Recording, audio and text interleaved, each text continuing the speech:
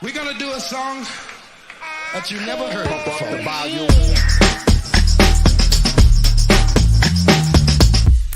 Here they come and get wicked.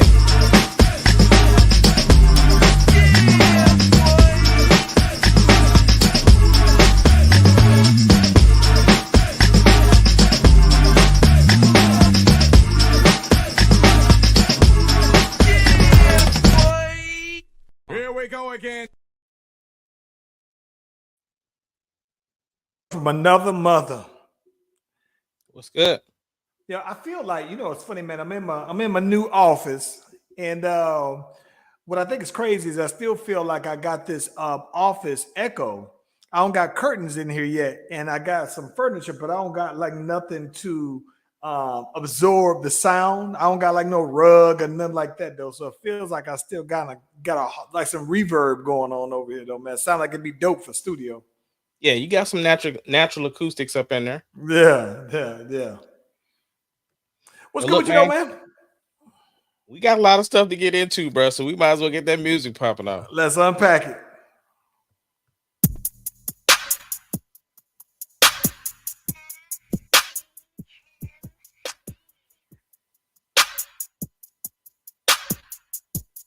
It doesn't matter what your name is. Slash Brothers Podcast, the greatest podcast of all time.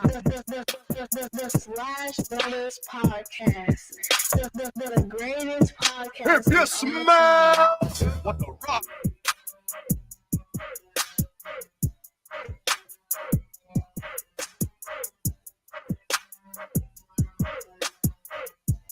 It doesn't matter what your name is.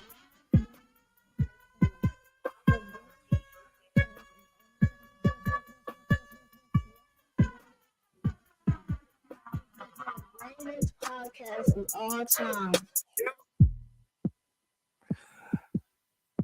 Hey, listen, if you haven't already, be sure to like and subscribe to the Slash Brothers YouTube and Facebook pages. We are live on both platforms at the same time. You click on the bell, you click on the notifications. That way you get the heads up whenever your boys and is doing their thing. Ace Kennedy.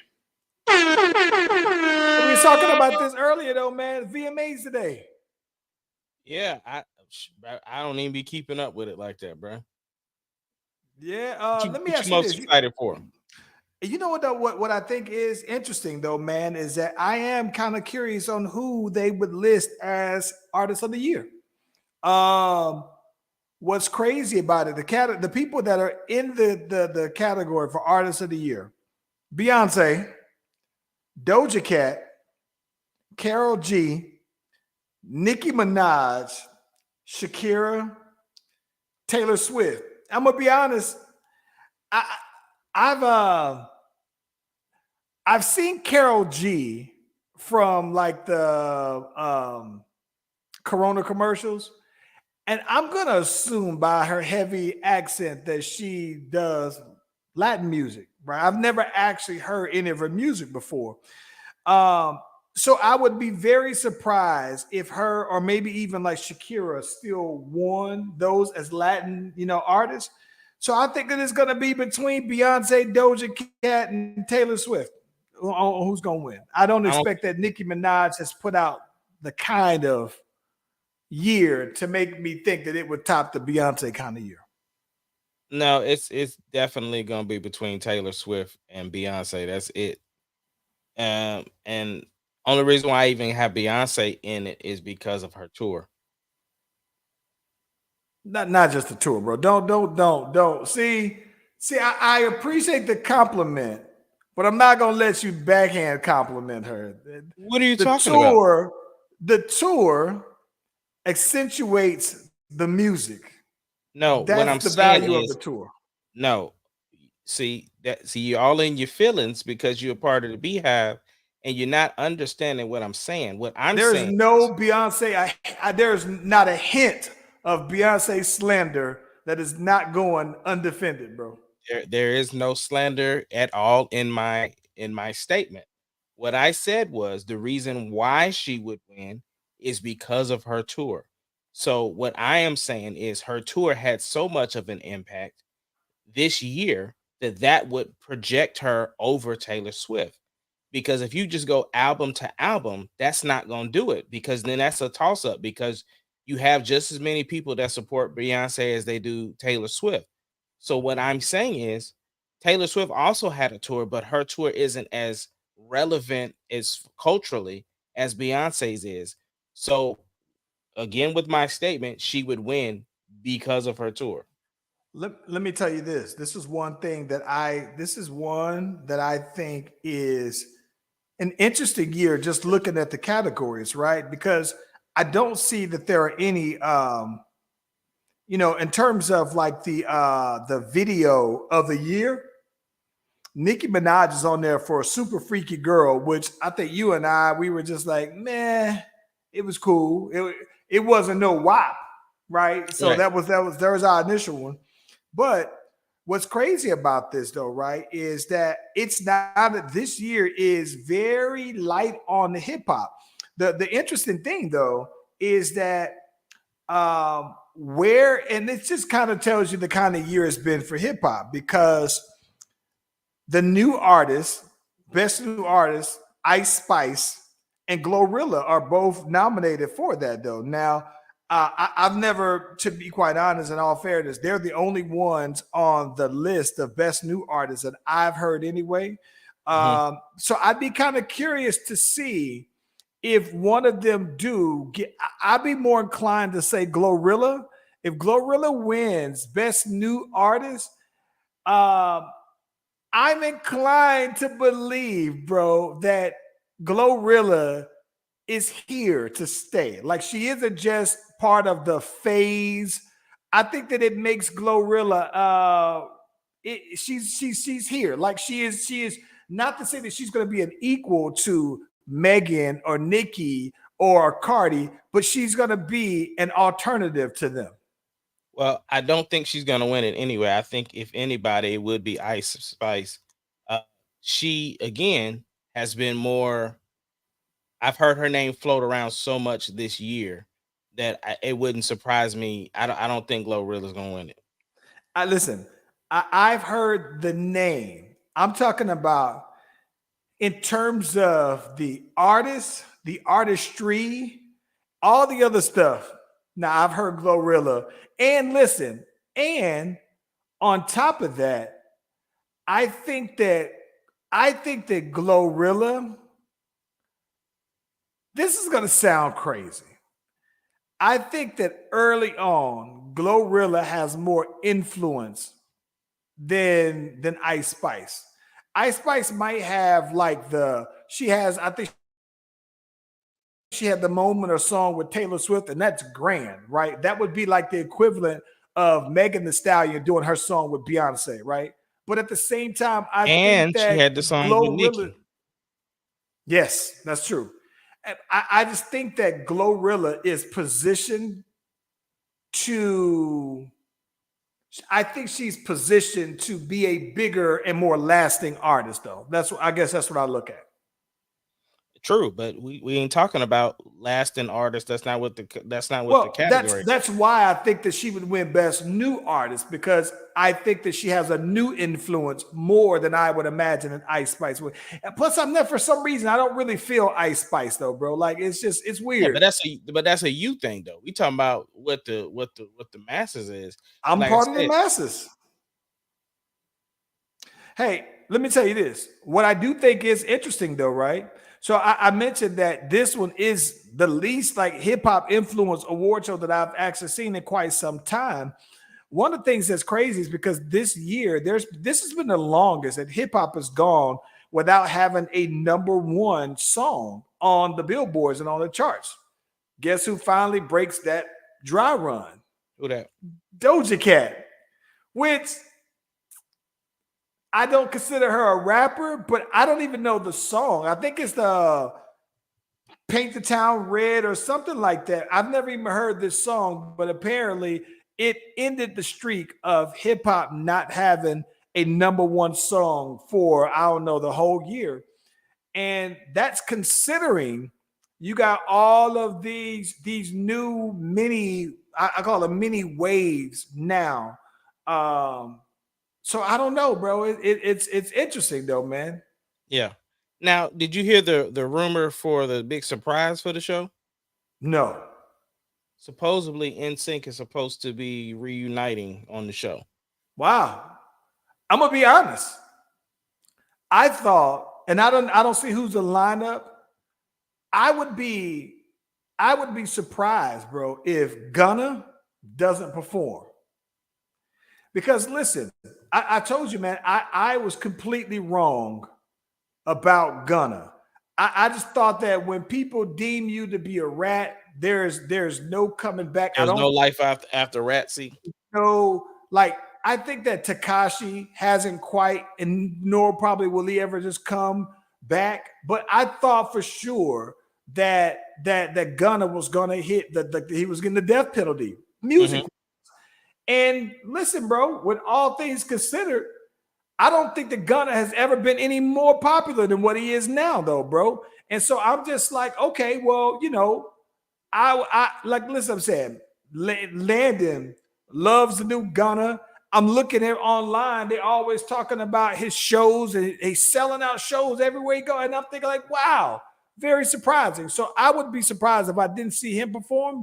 But it's a video music award, so I think that would be a pleasant surprise though to see NSYNC get up there. They used to have some dope videos back in the day. Yeah, they did. And if it's I hope it's not just a reunion for the show and that they're actually gonna go on tour together. I think that would be dope because you could do the whole NSYNC show. You could have Justin have his little solo spot, and then do a boy band concert because New Kids on the Block they stay on the road, but like a Backstreet Boys, 98 Degrees, and NSYNC tour would be dope. Hey, you know what's funny? This is gonna sound. Let me tell you how wrong. I'm not gonna say how wrong I was. When it came to NSYNC, I thought that JC was better than Justin Timberlake until Gone, right? Until once Gone happened, then I was like, yeah, JT is that dude. But up until then, I thought like JC would have been a bigger artist. Like when he finally did his solo, I was like, and I should love the song. You baby, you know I'm gonna give it to you. Tonight. I should love that song. I was like, oh, my dude is about to take off. And when it just never did go, I was just like, wow, it's the most wrong I think I can remember being in quite some time, though, man. Because I thought I like Justin Timberlake, but I used to like JC the most, though, bro. Yeah, I was always a JT dude. Yeah, Gone did it for me. Gone. And when he was like, there's this little ad-lib when they say, you're gone. He says, girl, you're gone. That was like my favorite part. And I was like, all right, yeah. I love that song, though, bro. Yeah. Yeah. Let me ask you a question. Have you heard of the Romper Stomper? Listen, bro. Listen. Hold on. Is this the same? Tell me who is the Romper Stomper? Okay, so the Romper Stomper. So apparently, and this is the facts about it. Apparently, this chick was at a concert with her mama, and she comes to the porta potties and sees her mom getting jumped by these two girls. So, bro, out of nowhere, I don't know who the camera person is, but out of nowhere, this chick comes. She's got on a romper and some cowboy boots, and she snatches this chick up out the porta potty. The white chick. Okay, but the white romper though. No, it's white, blue. Baby blue romper. White boots. White boots. Yeah. White boots. Yeah. And she putting them hands on this and then kicked the girl out the way. Then went back in the porta potty, grabbed the other one, was punching her in the porta potty, head stomping her in the porta potty. Her mama got out, and then she started swinging on him, and then it was epic, bro. The Romper Stomper. I knew. Bro. Listen, I know who you talking about. I just didn't know that she was called the Romper Stomper. And listen, that right there, bro. You got to change that. All your social media gotta be changed to the Rumper Stumper, or formerly known as the Rumper Stumper, bro. Yeah. No, Yeah, that she is was that getting is that busy, is bro. A1, bro. That is And, A1, and dog. I actually I actually creeped on her page. I wanted to see what she looked like or whatever. It's A1. A1, and she got them paws. Yeah. Yeah, and what's funny is I saw that AEW had liked her whole joint, bro. Oh my I said God. the boys was politics. AEW gonna start. Listen, if they got Kevin Gates coming out there, they can get the Rumper Stumper as a manager. Yeah. As long as they don't have her out there doing that Snoop Dogg launch. She could go out there and be a valet, bro, easily. Listen, Yeah. you know what, you can have her go out there and interfere with some matches. I think that like old school interference with the matches, you could do that though, man. I used to think it was a kind of a cool little bit where that the women valets used to always sneak back in the Attitude Era and uppercut the dudes in the balls though, bro. Knock him on out. So like they don't do that these days, but I think it'd be kind of cool if they brought that back. AEW should do something like that. Yeah. Yeah. That's fire though. The Hey, Rumper Stumper. it's why we was talking about the VMAs and you brought up some about you had brought up stuff about singles. Have you heard Cardi's new single, The Bongos or whatever? Okay, I heard it. I did hear it. I only listened to it one time. And here's the bad part. I listened to the song. And when I listened to the song, so I guess technically I listened to it 3 times, 4 times. So I listened to the song, and then I said, oh, this might be a dope visual, right? So then I went and I checked out the video, so I listened to the video and I watched the video about 3 times, right? Listen, seeing that it got Megan in there, naturally my response is to compare it to WAP. And it's straight. Don't get me wrong. If I didn't see the visual, I probably would have been like, nah, it's light, it's mid.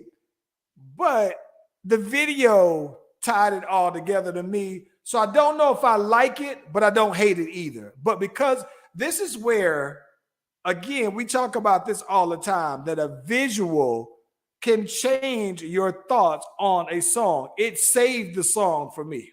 Right.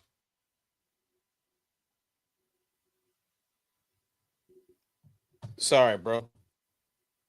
Trying to get to the other entertainment news before we mash into this onslaught of sports stuff. Do you know of the beef between DJ Envy versus Tyrese? Okay, so this one, okay. I think that it's one of the most complicated things. Yeah, that it has layers. It has layers. So let me lay it out. Layers. You Let like me lay it out. blooming onion layer. Okay. So DJ Envy back a while back, he messed with I can't think of her name from I can't think of that girl name. We follow her on the gram, but anyway, he messed with her, and so his wife found out she was gonna leave him. Charlemagne asked him like, "Yo, you should apologize on air." Wait. They've named the girl who Oh, yeah. I never knew that. I've always heard them say that he cheated on her. I never knew with who. He called her all kind of bitches and hoes on the radio, bro. Really? Yeah. Oh, but listen, wait. Did you feel that way because you gotta say that because it's you back with your wife? Right. He had to. He did. He was. I mean, hey, the dude wanted to keep. Listen. They 6 kids in, bro. So I can't even be saying that. He did what he had to do to get his wife. He did what he had to do. Fast forward a little bit. Tyrese, he sees the Instagram post of said radio broadcast, hits DJ Envy up and was like, yo, I need to get involved. So he gets involved. He gets him on the right track back to being in love. He went as far as flying into New York setting up a restaurant for them, and then he serenades them with a violinist. Like he's doing all of this trying to get them back, right? So then fast forward, Tyrese has all these different episodes where he's, the crying on the internet, the crying on the internet, the rock stuff, like a whole bunch of different little outbursts or whatever, right? And so yeah, that whole thing goes down, and then Tyrese is now going through his own divorce.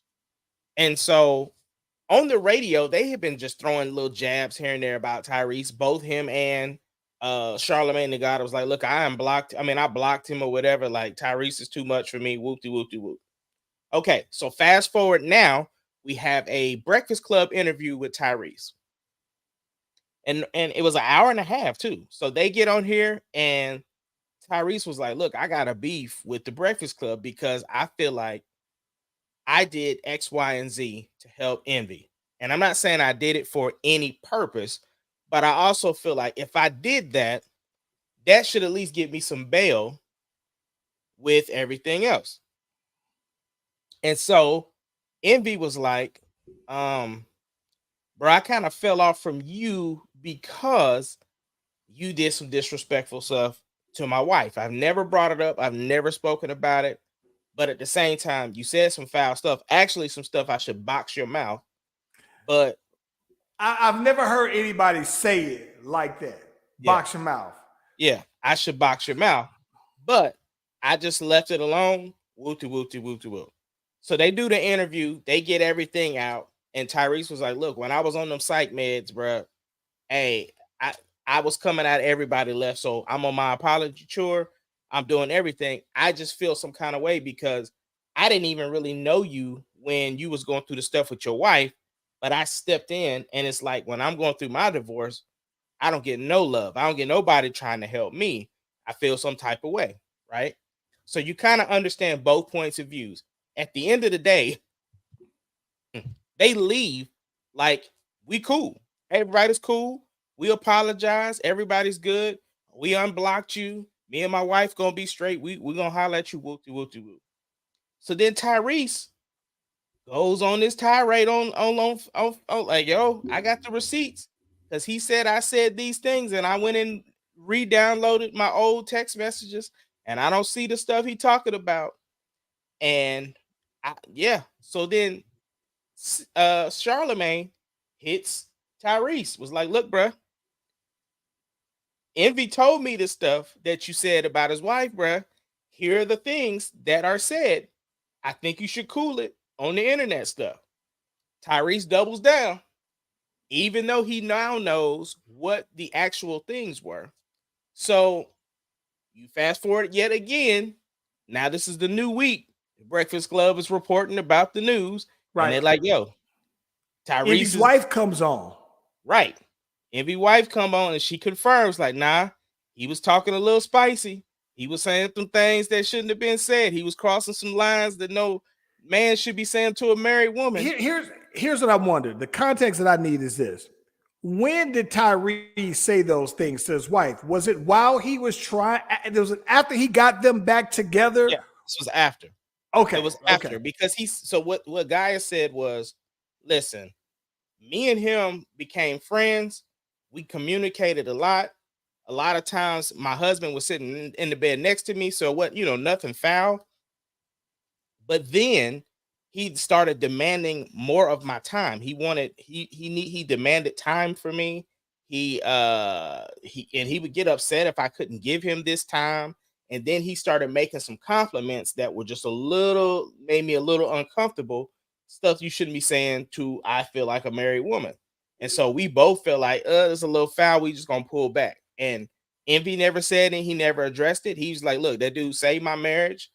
I ain't even gonna say nothing. But as far as I'm concerned, I'm a move around, right? So that's the update as of now. So with all the context of the information, where do you sit in all of this?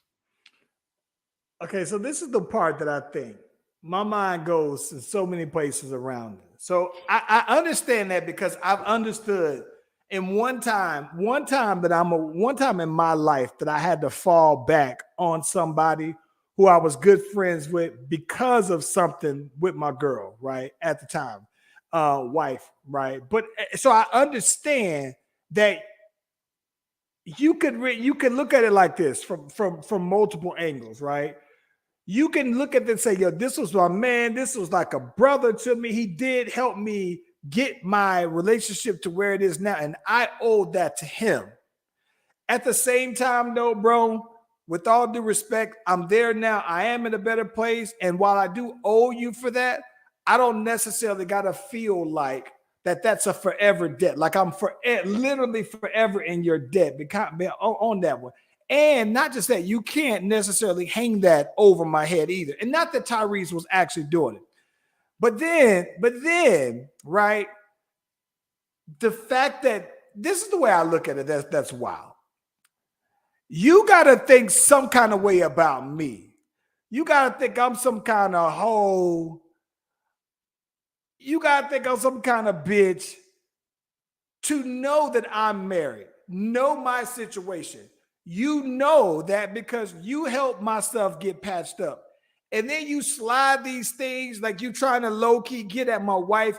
You got to feel like you can pull that off with me. Really? Like then at that point, it becomes less about my relationship and more about us. We gotta basically test each other's manhood. The other piece of that, the other piece too, one of Tyrese's old employees, he doesn't know any of the situation about Tyrese hollering at Gaia. He doesn't know that. He just told Envy. He said, yo, watch Tyrese, bro, because this dude tried to holler at my girl. And Envy was like, I don't even know. He got my number through assistance and put me in and got in touch with me. So I don't even know this dude.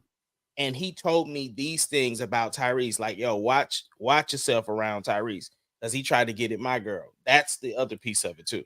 Listen, but here's the other thing. So let's just go to the man part. When he said I should have, I wanted to box your mouth.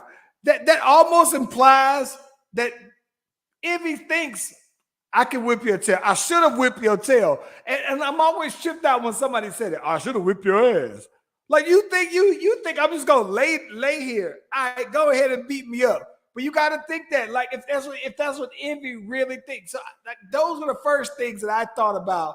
The disrespectfulness, not the relationship. It escalated because now both of y'all are disrespecting each other's manhood. But with that being said, though, bro, I totally this is the way I look at it. I think that I understand why you just gotta fall back on people, bro, and say, I'm gonna rock with you from a distance, but at the same time, there's that next level. I'm perfectly fine with not rocking with you whatsoever. I'm gonna go ahead and I'm gonna sleep just fine. I'm gonna continue living my life because from a day-to-day basis, yeah, you might miss certain friendships, but then there are also some friendships where you like they good, but I'm gonna be just fine one way or the other. So, and I listen, I can totally understand from Envy's perspective more than anything how difficult that decision could have been. But then at the same time, I want to feel sympathetic for Tyrese, right? But then it's like I can't feel sympathetic for you if you basically was trying to get at his wife on the side. And you're wondering, like, why I ain't get that credit with y'all? Why isn't that something that carry? Like I'm good for that. Yeah, but like, you burned that when that happened. I think Tyrese's space is though, like, I never knew that you blocked me. And my thing is, like, especially if I'm like, yo, when you come in town, come see me or whatever, like, and we just don't catch up. Like, you never once said I have an issue. So if I don't know that you have an issue, I don't know how to move with that. Still, right? But still, so I didn't tell you that I got an issue with you, but you didn't tell me you were saying these things to my lady. right? So so But that that's the thing though. Tyrese is saying it like he's saying, bro, I don't remember saying like tell me what I said disrespectful because I don't even know what you're talking about. okay, so then here's my thing. If Tyrese was on medicine, right?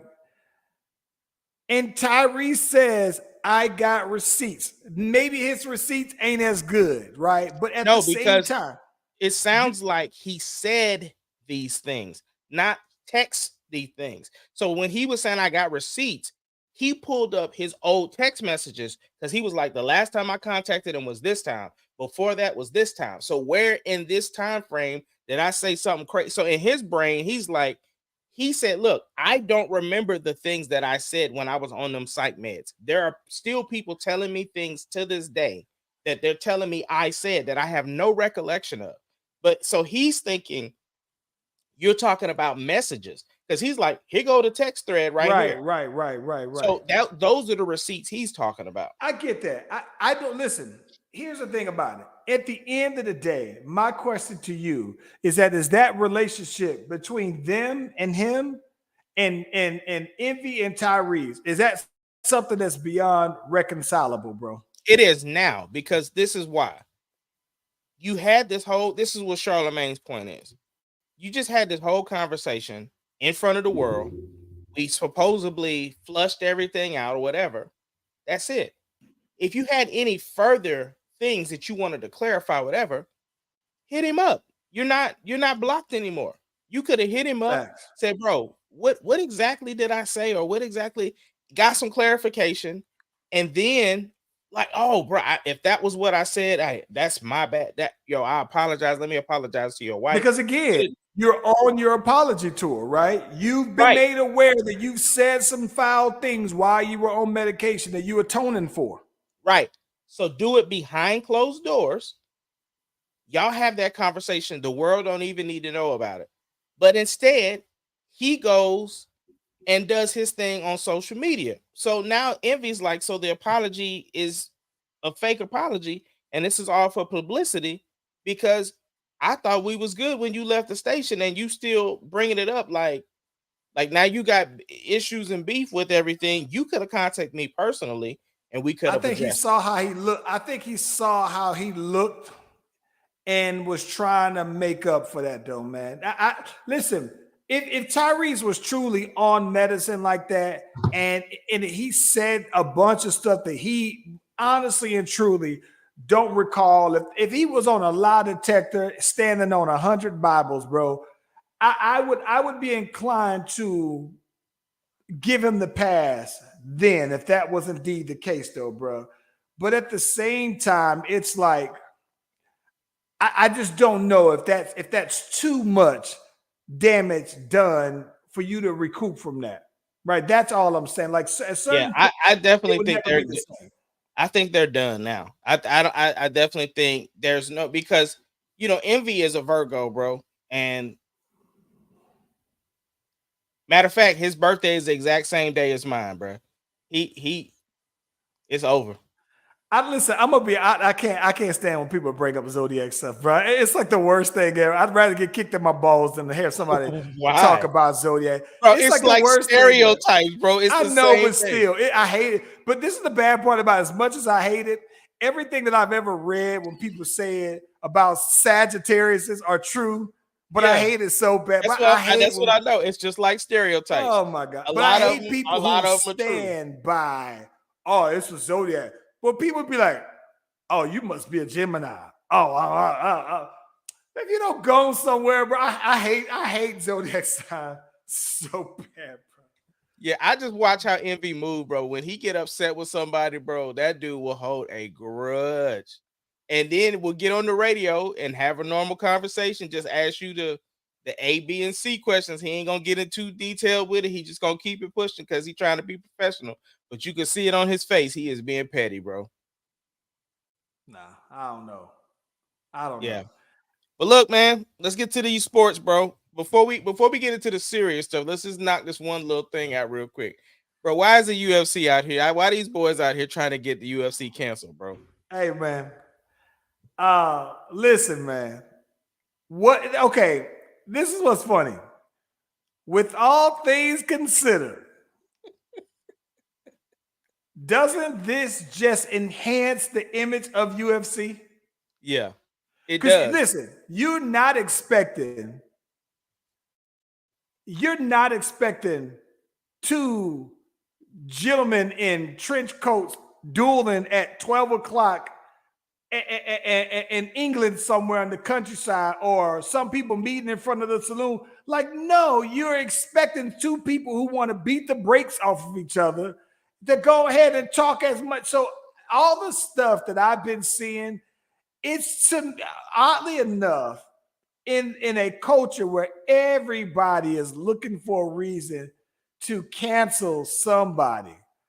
I think that these things that people are saying only enhances the image of UFC. I don't know if Dana White's gonna go ahead and say, "Oh, we're gonna ride this thing, or we're gonna ride the coattails of it." But at the same time, though, What can Dana White say though? Bro. What can Dana White say though, man? Because here's my thing, right? If you come to me and be like, bro, you can't drop them F-bombs like that. You can't say the F word, bro. Like we got rid of the R word and the F word. You can't do it. I'm gonna be like, bro, and when we start slapping our wives again, bro, like you like. Hey, listen, man, but I do think that you got to draw a line somewhere, and you got to at least make an attempt in the sense of corporate responsibility. That's a big thing that I don't think that y'all on the federal side of things kind of get. But the biggest thing I think in civilian work is corporate responsibility, and you have the corporate responsibility to do your own due diligence to at least put forth the best effort to show inclusion and diversity. So if you go ahead and let somebody drop all kind of F-bombs, you might as well also be okay with letting people get the N-word off. But that's the thing, though. They be getting that off too. They be getting that off too. But you know, but again, certain people ain't saying it, right? But listen, here's the thing. I guess at the end of the day, it's freedom of speech and equal opportunity stuff over there, because they get all of the words is acceptable over there, bro. Only thing I ain't heard nobody say is somebody was retarded, bro. That's it. I wouldn't be surprised. I wouldn't be surprised if there's some footage somewhere. I wouldn't be surprised either. With everything we saw this past weekend, bro, I wouldn't be surprised at all anymore. Oh my gosh. Yeah. Let's move over to the I don't know. College football. There is a report where a college coach for a prep school was going in. It's in Florida. He was going in on this kid, and then he suspended himself. What is your thoughts about the whole thing? Listen, okay, I'm gonna keep it 1,000. If it's my son, regardless of what happens to the coach, whether he's fired, suspended, if nothing happens, it's on site when I see you, because you wanted that smoke with my son, and my son clearly wasn't trying to go there, which I can apply. I'm listening. In this case, I'm gonna applaud the young fella, right? Because had he have gotten on up and beat the brakes off of that coach, it's very possible that if he wants to play college football, and he's at a prep school. So usually if you go to a prep school, it's a step to get you to a D1 school, another school, whatever, right? At the same time, if I'm that daddy, right? Yeah, it's on site. And not just that. It has no expiration date. It doesn't matter who you apologize to.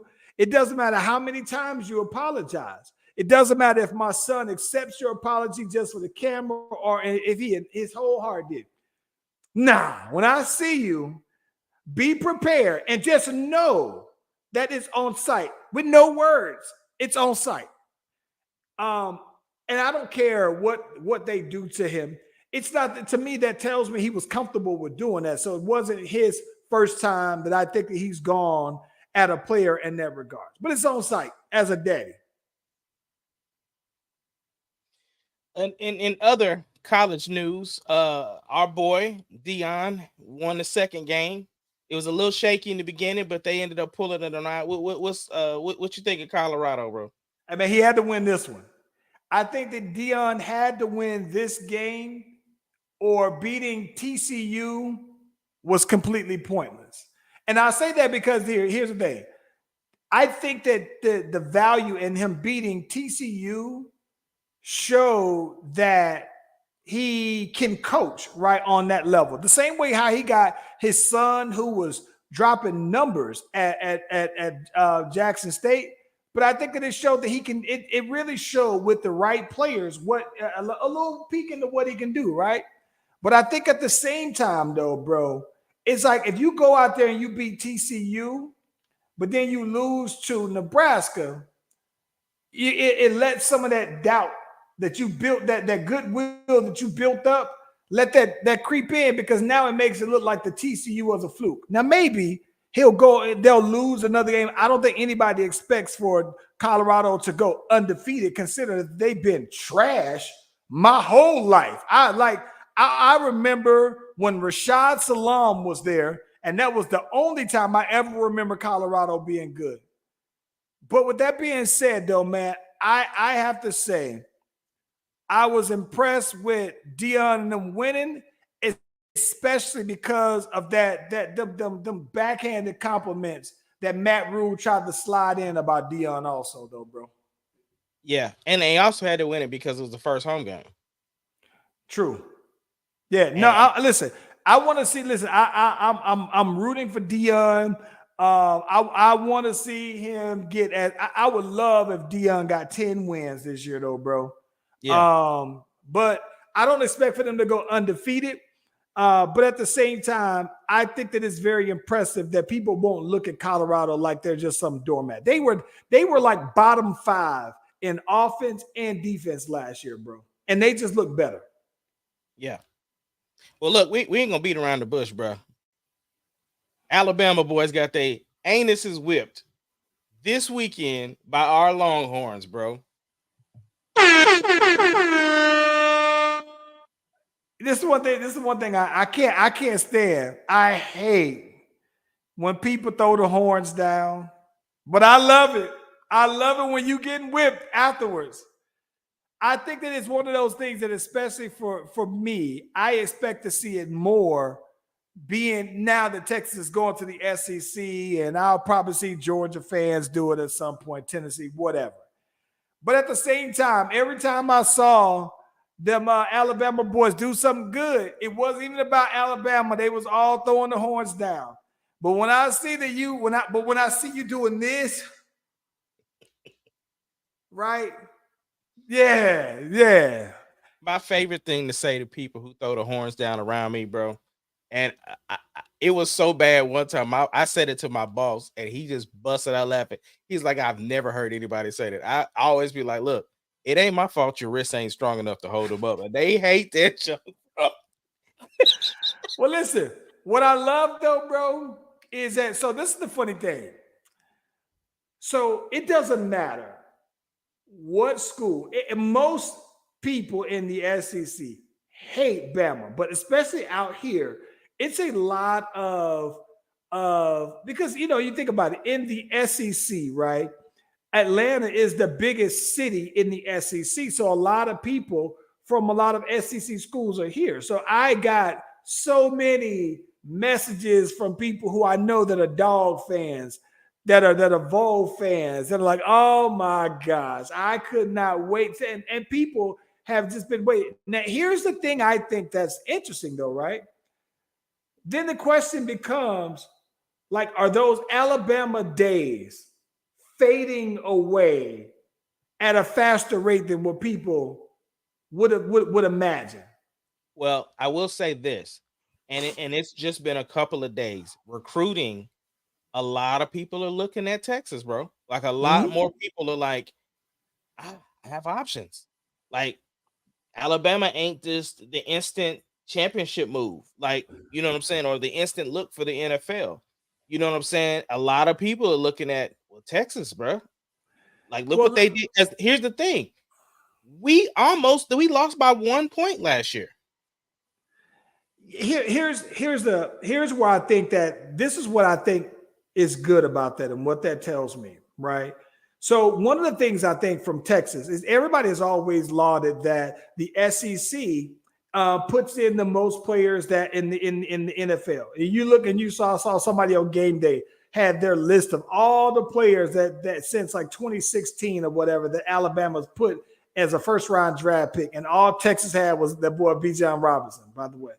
So I thought that it was funny though, because when you look at it, a lot of players just look at that and say, oh, well, my route to the NFL is more sure by being in the SEC. And if you're a Texas kid, your only option to stay in state was A&M, right? Because even A&M, before A&M went to the SEC, I mean, they were pretty much cellar dwellers for years in the Big 12.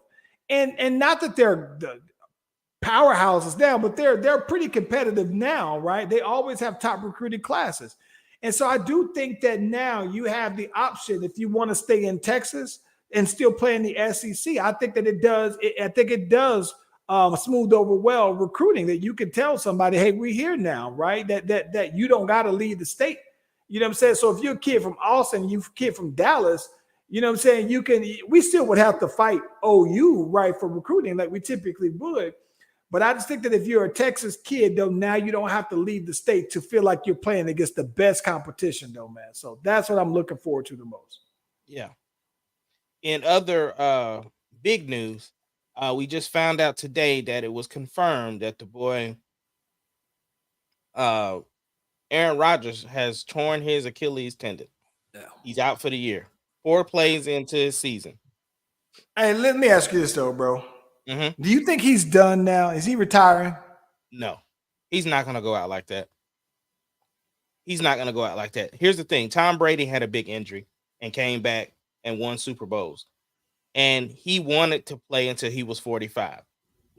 He's not, all the work he put in to get to New York and everything, the aspirations of this team, he's going to do everything he possibly can to make it back for the season next year.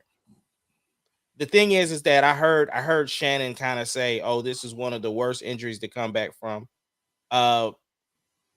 You know, and it's 2 different sports because KD had his Achilles, obviously. It's possible to come back. It's just gonna be work, and he's not jumping and doing the stuff that like a KD would do. It's possible, bro, and he can be just fine. It's nothing to do with his arms, nothing like that. It's just, you know, he's gonna have to put in the work, put in the time, and they're gonna have I'm pretty sure surgery was they probably got him in either today or early tomorrow so that he can get back to get to that rehab as soon as possible. But yeah. I see the Jets are looking around for a quarterback now, and I know Kaepernick's team reached out to the Jets. He wants to get on the team, and so yeah, it's gonna be interesting. Hey, listen, so I think that so I have my thoughts on that, but I'll get into that in just a second. I think that the part that's the silver lining to me with Aaron Rodgers coming back is that Achilles, I've seen people come back from him within a relatively short time, right? You and Deuce both tore y'all Achilles tendons, right? I tore both of mine. Deuce came back for 4 months. Deuce came back. He's young though, right? Yeah. But I think that's one thing. But here's the thing: the silver lining is that, all right, he's gonna have to rehab it anyway, right? So it's like if you're gonna rehab it anyway, you might as well rehab it with the intentions of going back. That's easy for me to say. I've never tore mine, but I've always heard people say there's not a medical explanation of why it happens. It just goes. With that being said, though, man, listen, I don't think that the NFL is quite ready for Colin Kaepernick yet. And not just that, though, man, I think it's going to be tough because he's going I think that what they're going to do is they're going to get somebody who's already familiar with their system. And usually, bro, that means you're going to get somebody like Trevor Siemian, who's going to be their guy. And it's going to be one of those beyond washed backup quarterbacks who come in a game. Peterman comes to mind. Dalton. Who? Dalton. Is Dalton? I think Dalton is still in Carolina. What is the guy who's Where's Nick always been Foles there? at? Nick Foles is gonna come to mind. Flacco said he still want to play, but I think it's gonna be somebody who's familiar with their system, and usually that's just some backup. And I think that the reason why, because this is the thing, I think, to be quite honest with you though, bro, if you want to say I just want to get the most competitive person, I think you can go with Cam Newton, bro. I I was think just about Cam to say Newton what you still think got about it. Cam Newton. But why I you think say Cam Newton still got it. why you say the NFL ain't ready for what's his name though? I think that, so this is the thing about it. For one, I don't think that the NFL and the Jets specifically are ready for the media that would surround Colin Kaepernick coming back at this juncture. Only because it's, for one, the New York media, and everybody likes to talk about how they're all but I think that the other part about it to me is that if you think that you have a Super Bowl team, like they say, which I don't think they are, but people think they are, they do. But I just think that you don't want to have that kind of a extra distraction, right? Yeah, but you already had the media frenzy with doggone Aaron Rodgers being there. Right. But to have this, and the other reason why I don't think that the NFL is quite ready is because, after all, the NFL was found guilty of collusion, and they paid Colin Kaepernick. So I think that at some point though, bro, it's like they paid you off to not have you come back. And I think that to have you come back, now you got to rehash a lot of stuff. And I think that it's going to open up more things than what I think that people want to account for, though, bro. And so with that, I don't think that they're going to, I would love to see Cap back. If Cap came back, I'm instantly getting the Cap jersey. But I don't think that it will, though. I don't think it'll happen. Yeah. Well, the other thing, I got to bring this up before we go to the NBA. So there was some post where it was talking about Sean Payton was talking to that boy Russ, or talking about Russ, and was like, bruh, stop kissing babies. You ain't running for office. We need you to be more concerned about your career than all these other stuff. I mean, that was your old coach, man. What you think about what's going on in Denver? Because they lost. They lost. They I can't believe it, but listen, they've lost like 6 straight to the Raiders, and the Raiders ain't that great. But I get what he's saying, though, man, because like, here's the thing, though, man. Russell Wilson has been very conscious of his image, right? I mean, he's been where he goes to all the Nickelodeon Kids Choice Awards, and I think that he does want to have a very positive image for kids. Like, I think that he's made a very conscious effort. Now, part of that, I think, is the profile of his marriage, right? I think that some people do look and applaud his marriage. I think he seems like makes a dope father figure. But Sean Payton's like, all right, dude, we get it, bro. But I think he's figured like, yo, I want you to focus on winning these games and the quarterback. And maybe Russ is already doing that, though, bro. But I get what he's saying. Like, bro, enough, bro. Enough. That's my coach, man. Look, bro, I'm gonna let you sum up what the big news in the NBA is right now, man. About Houston. So listen, so there are 3 things actually that's going on in the NBA. 3, right? So the first thing that I wanted to get your opinion on is that the little homie, KPJ for the Rockets, right? So he is basically facing suspension from the NBA, and then the Rockets are also looking to dish out their own punishment. Well, he's facing punishment because apparently, man, this dude was boxing his girl mouth in, right? He basically was throwing hands on his whiz like it was a dude, right? And so here's the thing that's crazy about that. So he was drafted originally by Cleveland. Cleveland traded him for next to nothing to the Rockets just to get rid of him, probably like a 2nd-round draft pick, right? But he played pretty well this past season, and when they signed him to an extension, based off of him, he hit average like 19 points a game or something like that. Looked really good. But they must have also knew that he has behavioral kind of issues because his contract was laid out such that if something happened, they'd be able to get from under his contract or whatever. So with all that being said, though, man, I think that homeboy could face get suspension, but I think that he could get cut. And the Rockets will say, all we got to do is eat the first year of his contract or the 15 million or whatever, though. They can basically go ahead and say, hey, we just going to go ahead and cut our losses and that's it. Mhm. The question then becomes, all right, he's still relatively young. I mean, you talk about it, they just gave him, he gets like $15 million a year. This is somebody who is, again, 22 years old, if that, though, right? So then it's like, is his playing days over? Because there are guys that are in the league that aren't in the league that has less baggage, right? And so it's like, well, with that being the case, though, does he have the Shanghai Tigers on line one? Because everybody's worried about that. But what's crazy is that his girlfriend's sister is like, yo, nah, we ain't letting this one ride. Regardless, we holding court out here somehow or another, though, bro. Wow, though, for him to be that young. Unfortunately, bro. The other. Go ahead. No. Go ahead. Now, I'm saying, unfortunately, these kids don't understand the opportunity that they have and how actually hard it is to make it to the NBA. I mean, San Antonio had another issue with who they had to let go. Who was that? It was a 19-year-old. What was his? I forgot what his issue was. I know who you're talking about, but they let go somebody who they drafted in the first round.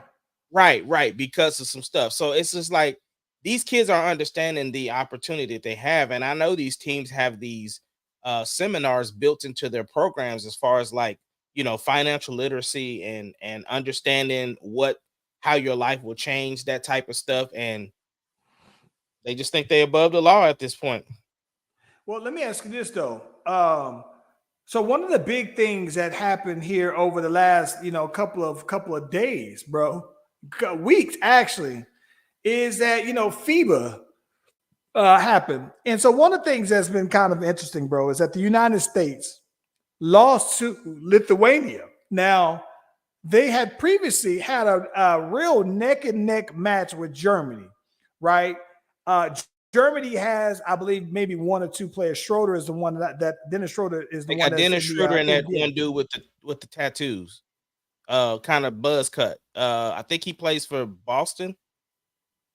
I don't know. I know they got one. I know they got one other one. But either way, he's kind of both of them are just kind of role players, right? Right. Schroeder more proven at a high level, but the United States loses to Lithuania. Right, and I don't think they have any guys from the league from the league on their team. I thought it was funny that I saw LaMelo Ball say this is one of the guys that was on the team that beat the United States was the guy that was on LaMelo's team, right, or that LaMelo played with. And so LaMelo was like, and they thought that even the league that LaMelo played in was like a lower tier league. Anywho, the United States then goes on to lose in another tight game to Germany, right? Then they go and lose again to Canada. Now, Canada whole team is basically NBA guys. I think that they only have the main guy. Yeah, they got Shea out there. Which, by the way, sidebar, I think RJ Barrett is one of the players that I can add to the list of players I don't like. Oh, really? And I don't know why. But I saw that he was on Canada as well. But anywho, But Canada, all of their guys, except for maybe two, are in the NBA. Like they got 10. So then, even then, right? Germany goes on to win with two NBA guys. So then the question is this, though, right? Is the world officially catching up with the United States in basketball? No. This is why I say that. There are some very, very, very talented players from across the world. OKC is a hub for international players. You know what I'm saying? We just didn't send the right guys for us to be looking to all out win. What I'm saying is we didn't have the KDs, we didn't have the LeBrons, we didn't have the ADs, we didn't have the Ja Morants. Like all of the superstars of teams, most of the people that was on the NBA, outside of the exception of Ant and Kyler Murray that played for New York. Who else was the superstar of their team? You said Kyler Murray. Don't he look like Kyler Murray? You know, No, he don't look like Kyler Murray. yes, he do. You Every talking about time- Cam Johnson? No. He used to play for Dallas and then he went to New York. Jalen Brunson. Brunson No, look like he Kyler doesn't Murray, look bro. like him at all, bro. Yes, no. he do. That is Kyler Murray, bro. No. Yeah, and the dude who played for Germany is Daniel Theis, Theis. Yeah, I thought for some reason he played for I thought he was from he may have played in Australia. That's why I always associated him there. Oh yeah, well no, he played for Germany, but yeah, him and what's his name was on Germany, and I like Schroeder a lot. Obviously from his time from OKC, I know you really didn't like him in Atlanta, but I really liked him. Yeah, I think that the other part too is, like I said, I honestly believe that there are some exceptions. So, like Greece, for example, Giannis didn't play for the Greek team. Joker didn't play for Serbia. And while I think that while Luka played for his team, I think that most of those countries had their top guys that are the NBA guys didn't play. That being said, the United States didn't have their best. No, they had guys. a bunch of role players, bro. Yeah, and Josh Hart is your leading scorer. No, he wasn't. He wasn't. Ant-Man was.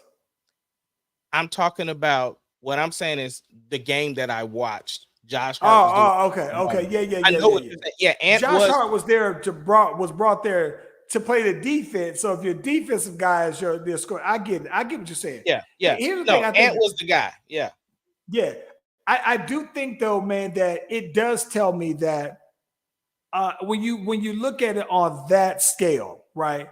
There's no way that you will ever be able to convince me that Lithuania sent their absolute best guys and their absolute best guys beat our absolute best guys. But it does tell me that there are levels in the NBA, and I think that on any given day, guys that you won't consider to be on that. Because listen, man, there was a team that LeBron them played on that lost, right?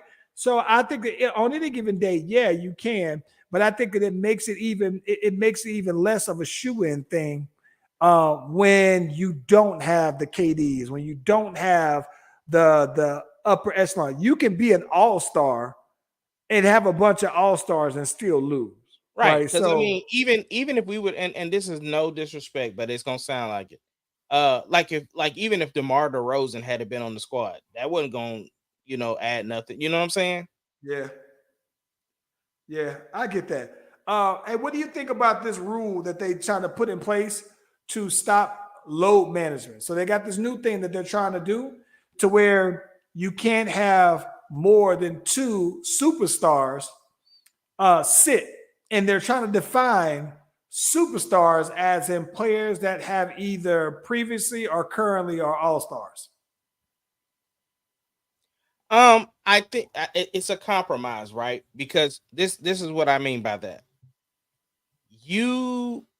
As these players get older, your body tends to need more recoup time. Okay. This is still their job. And so you're trying to tell me that I have to go to work every day. That's what you're basically trying to tell me. I take off from my job. I know they would love for me to be there every day, but I have the right to take off work when I deem necessary. So I think if the league is also like, look, but we need the stars to be there because of the money right deals, the fans. Like there's other people there. This is a spectator sport. So we still need again, do you think more people would have tuned in to FIBA if we had more superstars playing versus being more reactive? Like, oh, I just found out that Team USA lost because I didn't watch the game. You know what I'm saying? So there is an understanding, But that's what. But I think the other thing too is like you got to stop having these back-to-back games then, like 2 days straight. So I think it's a bunch of compromise involved, but I understand where the league is coming from. Yeah, I think I'm more. I think that I'm more on the side of the league on this one, and I'm very pro player. But in that regard, though, man, I think that I am. Here's the way I look at it. Right. So I went to a Hawks game before when LeBron was at Cleveland, and LeBron looked like he was taking it light that day, but he still was there, and he wound up getting a triple double. And on that day, he had the most assists that he had ever had, ever 14 assists against the Hawks. But I went there and got those tickets, especially looking to play to go ahead and sit and watch LeBron play. My son still talks about it to this day. So then imagine if you're from one of those states where you don't have an NBA team and you drive from Mississippi to come all the way to Atlanta because you LeBron is going to be in town, only to find out that LeBron ain't playing because yesterday he played, right? You go to find out that Kawhi and Paul George they sitting out today though, man. So I get that, and so my thing is that I understand that you want to low manage and everything. I think that you it's hard to me as a fan to wrap my brain around the fact that Jordan played almost any season that he wasn't injured. He played all 82 because he understood the value of showmanship, right? And so now you have better medicine. You have players take care of themselves better. I just don't understand that from, now, right, versus then, that it's so easy for players to sit though, man. So from that, I'm pro player, but only because I think that I value the showmanship. I value the fact that players would understand that, hey, you know what? I am a product. With that being said, I also do understand that a player might say, well, listen, my loyalty in terms of this is to my team. So I want to make sure that when it comes time that I'm as fresh as I can be.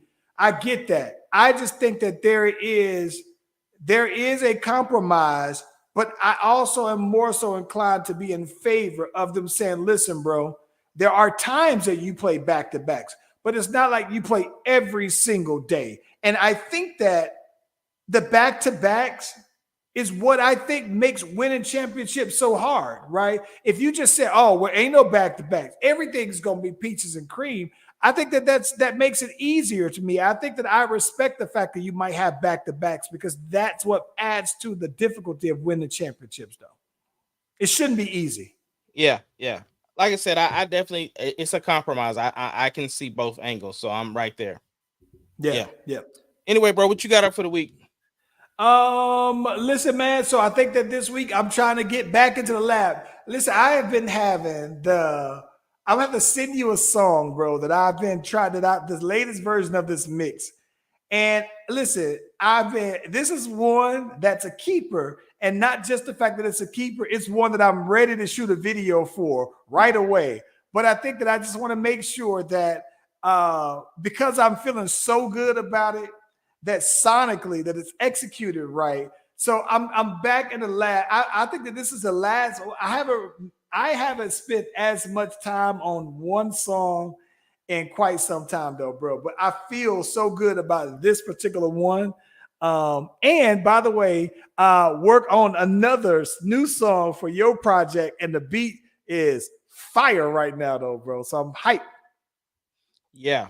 Well, for me, bro, I'm obviously that Ahsoka comes out today. It's out now.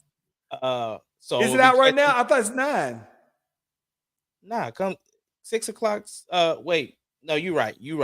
Okay. Comes out at 8 o'clock my time, 9 o'clock your time. You're right. All right. It's 6 Eastern. I mean 6 Pacific time or something like that. Yeah. But yeah, so the Ahsoka, and then I'm still tweaking some mixes because I got to get my show mix ready for the state fair. which, by the way, your boy did do the national anthem for the PBR, which was dope. Waiting for the official video, but bro, my favorite part of the whole thing is the boy got the pyro at the end of the joint. I thought that was dope. Dope. Boy, got one of them wrestling intros, huh? Yeah. Yo, But that's by the about it, way, man. every time I see you with that hat, I think when I come out there, I gotta get one. Yeah, this one. But here's the crazy part: I ordered this one, And it's fitted. Yeah. See, I'm always leery about buying fitted hats online because I gotta try on every single one of them. Yeah, but if you get like this is New Era. Yeah, but that's the thing. New Eras are hand stitched. So Okay. I wear a 7.5.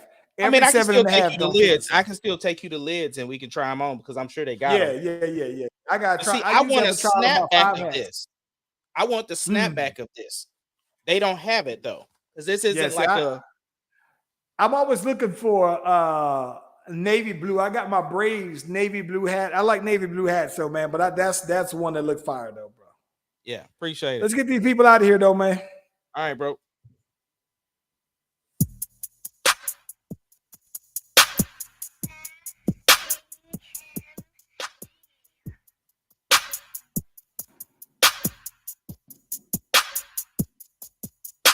The Slash Brothers Podcast, the greatest podcast of all time.